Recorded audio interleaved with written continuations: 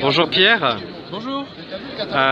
Donc pour ceux qui ne vous connaîtraient pas, je signale que vous êtes un auteur et quelqu'un qui... Journaliste. Un journaliste. Je vous connais plus par vos livres en fait. Et vous avez travaillé pour la station de radio RIM, où vous avez notamment tenu beaucoup de revues de presse que vous continuez d'ailleurs sur YouTube, je crois avec Pierre-Yves Bourgeron de temps à autre. Absolument. Sur les questions économiques. Et vous êtes aujourd'hui à la manifestation des policiers devant l'Assemblée nationale. Je voudrais savoir d'abord quelle est la raison de votre venue ici. D'une part, je couvre ça pour la revue de presse, c'est la première chose. Et ensuite, c'est quand même un mouvement absolument inédit de policiers en colère qui a dépassé la base, qui a dépassé tous les syndicats. Les syndicats font œuvre de collaboration avec l'État, donc c'est pour ça que les policiers n'ont pas du tout manifesté avec les syndicats. Il y avait 15 mecs hier, alors que ici, comme vous pouvez le voir, vous avez au moins 2-3 000 personnes, si ce n'est plus. Et c'est toujours impressionnant de voir des policiers qui se révoltent contre l'État. Je rappelle quand même que les policiers sont censés mettre en œuvre, en partie du moins, la politique de l'État. Et là, c'est une révolte globale. Donc c'est vraiment le chaînon, le dernier chaînon qui se révolte contre Monsieur Hollande. Et alors, justement, comme votre spécialité, c'est l'économie et la finance, on va dire, au moins sur les choses politiques, est-ce que vous faites la relation entre les difficultés de sécurité que connaissent notre pays et donc le fait que les policiers soient obligés de gérer tout ce déclin social avec le fait que les traités, le système monétaire, tout est fait pour finalement nous mettre sur le déclin social? D'une part, vous entendez bien les policiers qui se plaignent globalement du fait qu'il n'y ait plus du tout de moyens, que les budgets... que les budgets aient disparu, que leur avancement ait disparu, etc. Ça, c'est le résultat de l'endettement de la France. Et donc, comme il y a encore à peu près 10 ou 15 milliards d'économies à faire, c'est sur le dos des fonctionnaires, et en particulier sur les policiers. Ça, c'est le résultat de l'explosion de Wall Street le 29 septembre 2008. Ça, c'est la première chose. Deuxième chose, vous avez les politiques qui se sont tous vendus. Vous avez la gauche qui s'est vendue aux Saoudiens, vous avez la droite qui s'est vendue aux Qataris.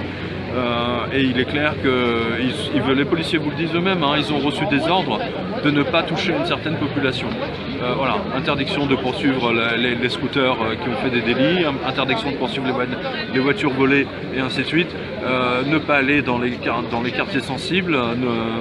Et comme ils me le disent, vous le verrez sur la revue de presse, en fait ils ne verbalisent que les citoyens qui habitent normalement et qui n'habitent pas dans des zones de non-droit. Voilà, c'est ça que je voulais dire, c'est ce qu'ils disent. Donc ils n'en peuvent plus de voir une certaine population protégée et eux être massacrés.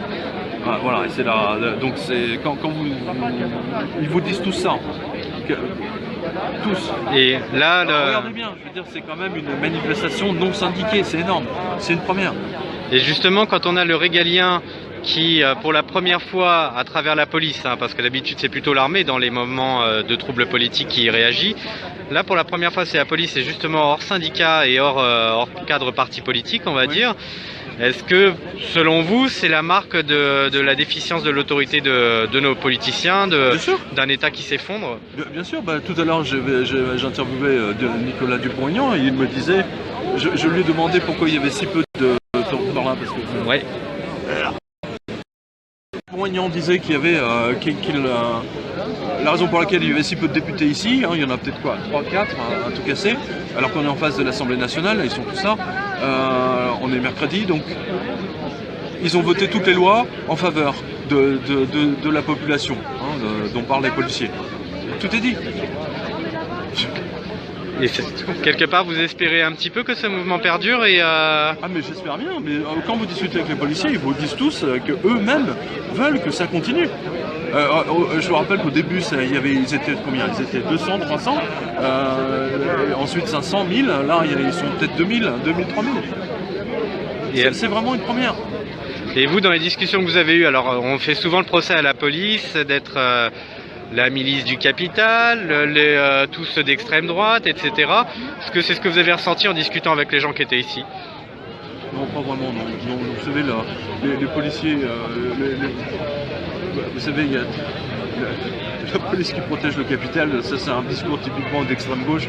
Vous savez, en 30 ans de journalisme, j'en ai vu et entendu, mais je peux vous assurer que là c'est vraiment une révolte globale. Et d'ailleurs, vous avez un sondage qui vous le montre, 92% de la population soutient le mouvement des policiers. Donc vous êtes ravi au final de ce qui se passe aujourd'hui, ça vous... C'est pas que je suis ravi, la question n'est pas là. Moi, je suis journaliste et je constate vraiment de ce qui se passe, hein, et je rapporte ce qui se passe. Et vous appelez au final les gens à venir finalement se joindre aux policiers pour essayer d'amplifier le mouvement? Mais évidemment, évidemment. D'accord. Bah écoutez, je vous remercie beaucoup Pierre Jovanovic, et puis je vous dis à bientôt tout bêtement. Merci à vous. Au revoir.